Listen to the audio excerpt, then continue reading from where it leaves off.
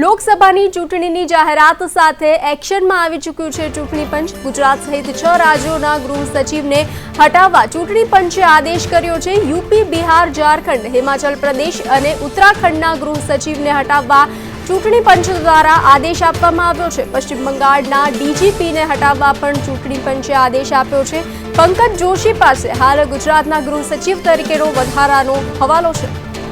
વધુ વિગત સાથે સંવાદદાતા હિરેન રાવલ જોડાઈ ચૂક્યા છે। જી હિરેન, શું છે વધુ વિગતો?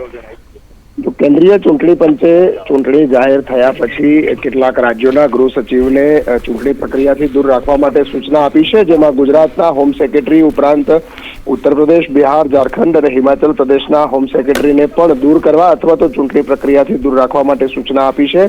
આ ઉપરાંત વેસ્ટ બેંગાલના ડીજીપીને પણ દૂર કરવા માટેની સૂચના આપવામાં આવી છે।